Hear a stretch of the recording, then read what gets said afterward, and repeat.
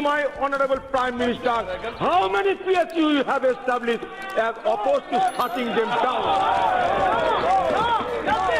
Nangal dam किसने बनाया सरंगी भाई? सरदार सरोवर डैम किसने बनाया गुजरात में? हीराकुद डैम किसने बनाया? नागार्जुन सागर डैम, इदुक्की डैम किसने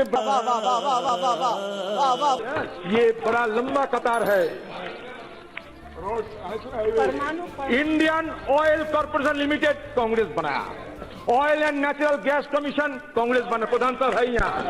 Bharat Petroleum Corporation Limited Pradhan साहब कांग्रेस बनाया, Hindustan Petroleum Corporation Limited Pradhan साहब कांग्रेस बनाया, National Thermal Power Corporation Congress बनाया, State Bank of India Congress बनाया, हिंदुस्तान एरोनॉटिक्स लिमिटेड कांग्रेस बनाया।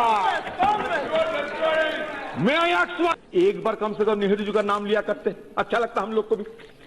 अब छोटा नहीं होते, अब छोटा नहीं होते, एक बार नाम लिया करते थे।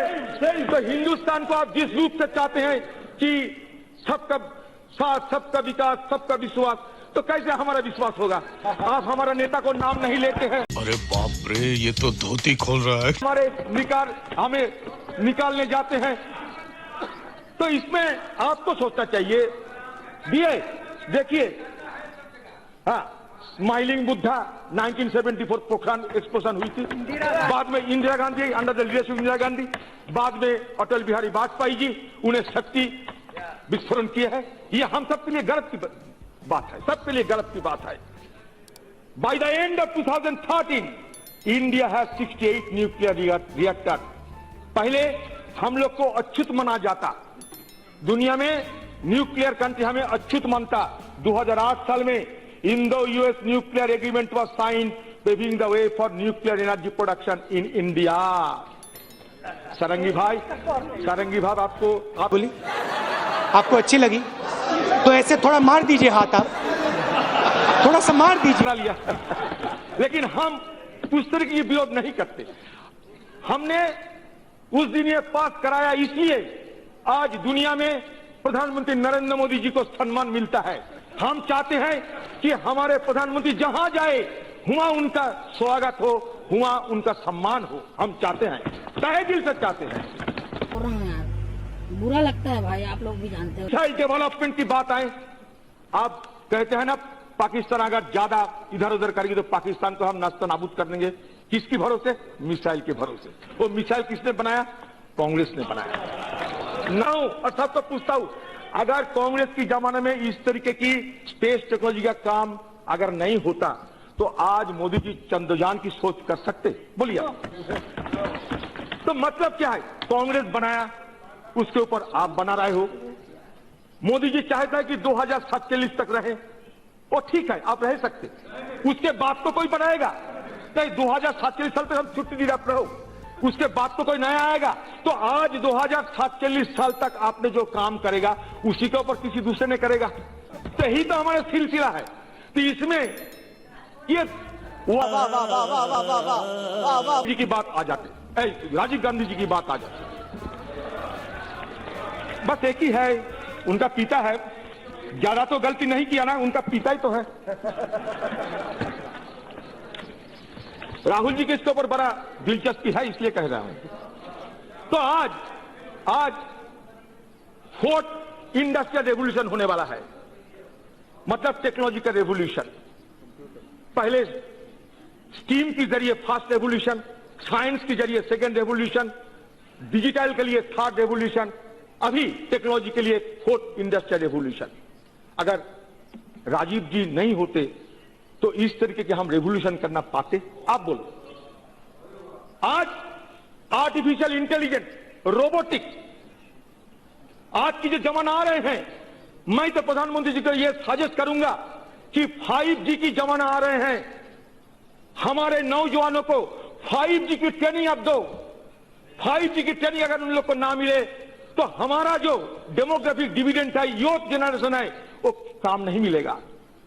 तो इसलिए मैं उनको सलाह सजेस्ट करना चाहता हूं कि 5G की जमाना आने वाला है। अब अभी से स्किल को उस तरीके की ले चलना चाहिए जैसे कि 5G की सुविधा हिंदुस्तान को मुहैया कराने में हम सक्षम रहे। तो ये सारे टेलीकॉम रेवोल्यूशन किसने किया?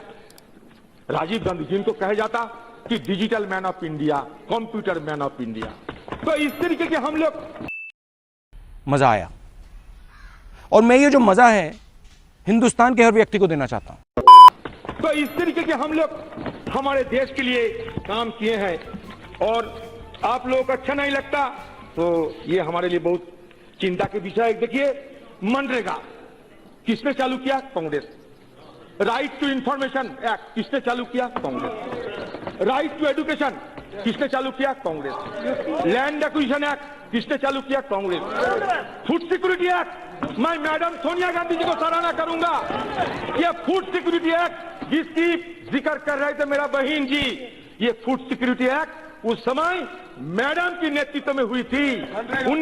उन्होंने हमारा सरकार को राइट टू एजुकेशन, हमारे सरकार को उन्हें नसीहत दिया कि इस तरीके की कानून लाना चाहिए।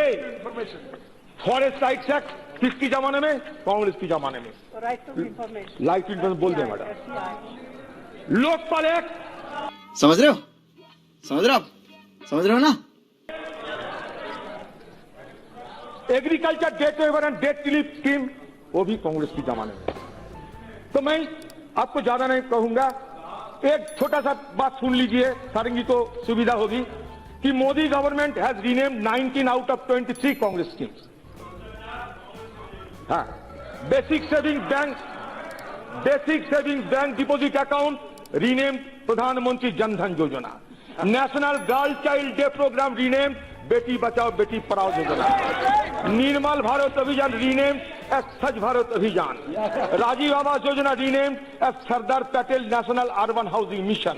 इंदिरा आवास योजना रीनेम्ड प्रधानमंत्री आवास योजना।